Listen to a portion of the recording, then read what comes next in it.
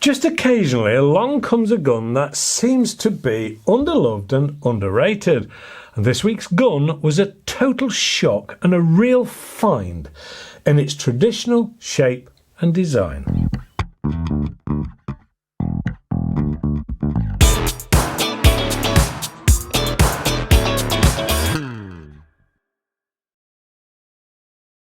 Hello and welcome to AAR on Air. This week is the Kral Puncher K. And spoiler alert, I really fell in love with this one.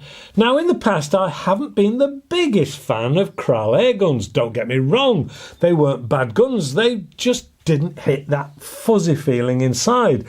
They were historically quite heavy and a little rougher around the edges. Then along came Reximex, which rekindled my interest in these Turkish airguns. And now it would appear that the shaking up of the Turkish airguns by Reximex has fed itself into the Kral range. Maybe.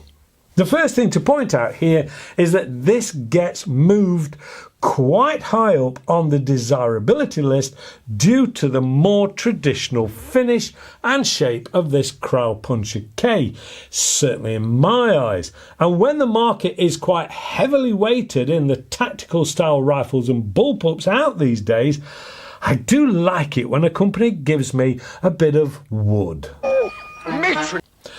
Let's do a few stats and the walkaround, shall we?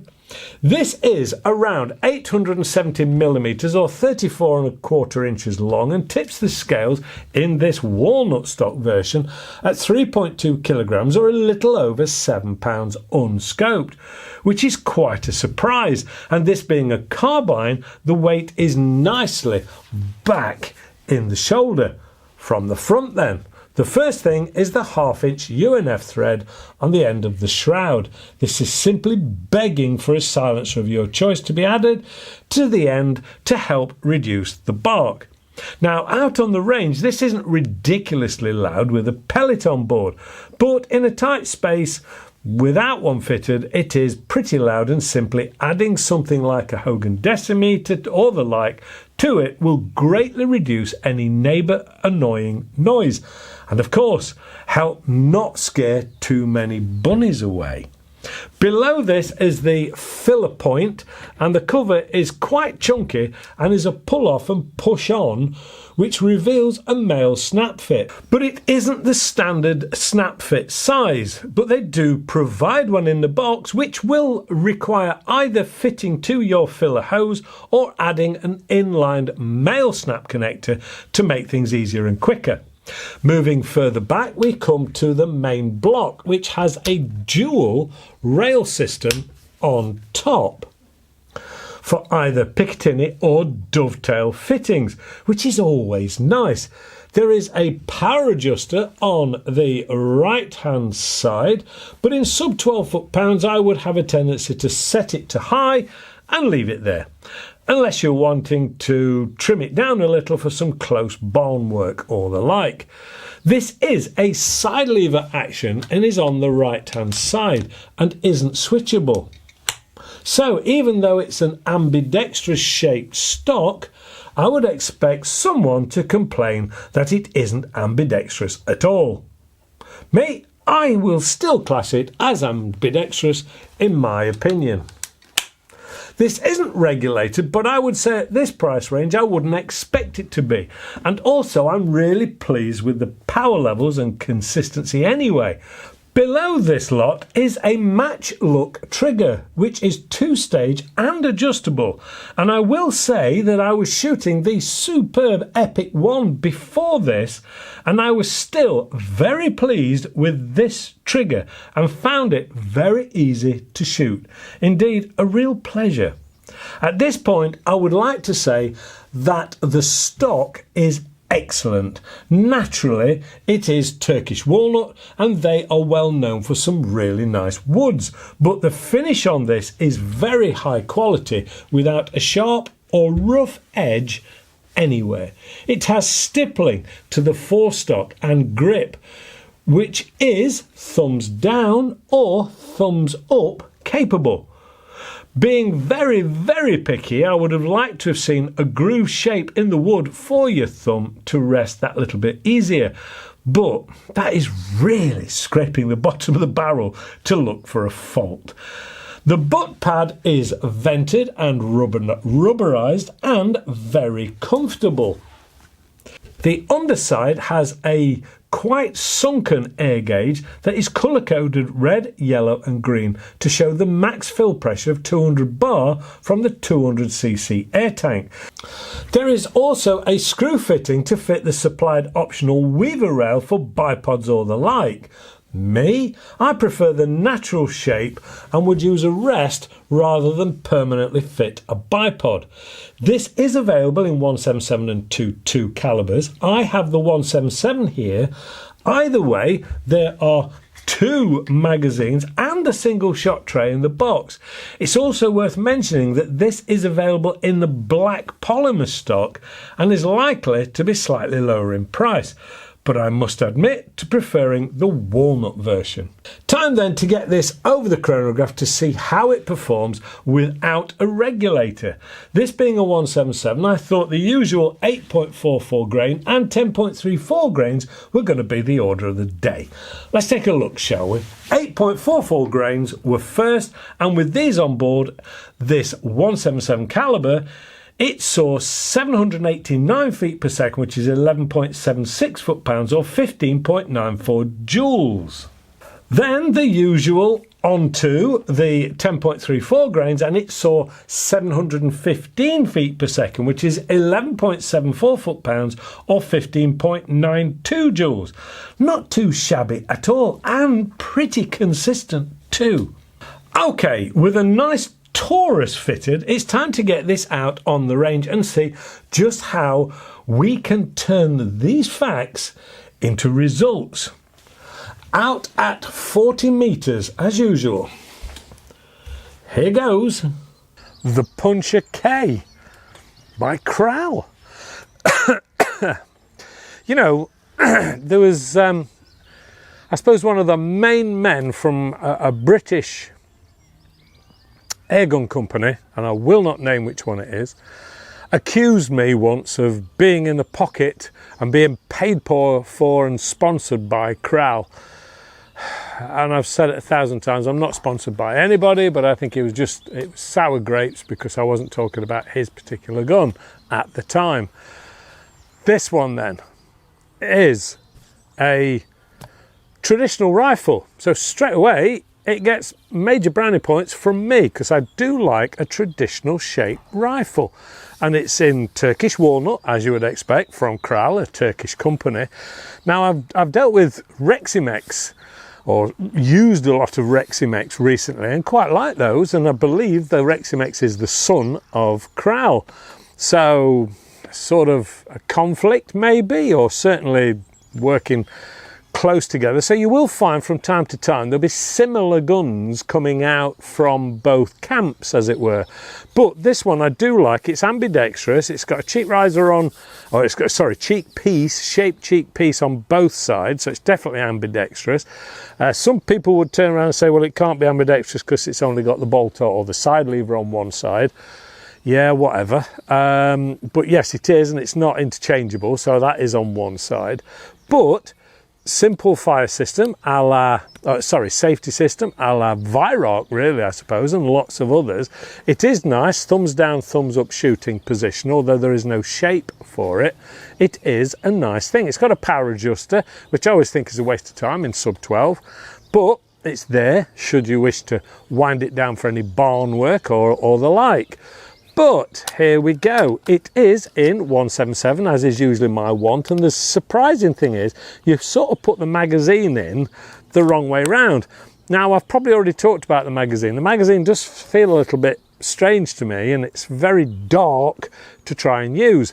But here we go, we're in it. It is nice because it's got an indicator on the side to show you what there is in it, and I've just realised I've put the wrong magazine in because that one's not full properly, so it's not noisy with that silencer on at all. So let's go back and put a full magazine, which in this case shows the number 14, so 14 rounds in 177. And I do like this shape. It's got a match grade style trigger on it.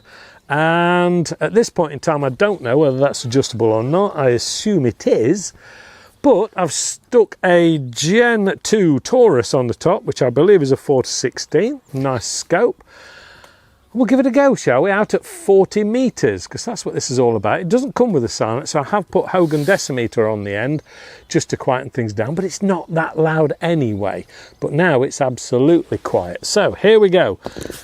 Last time I was quiet. Let's give it a go, shall we?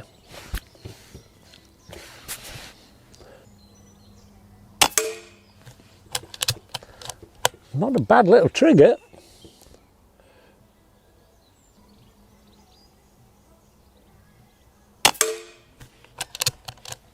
It could do with adjusting, but I'm aiming at the red, so the grouping is what we're interested in.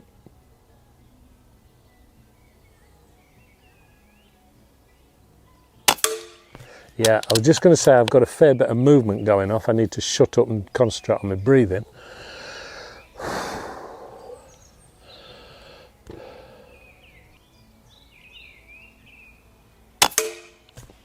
More like it.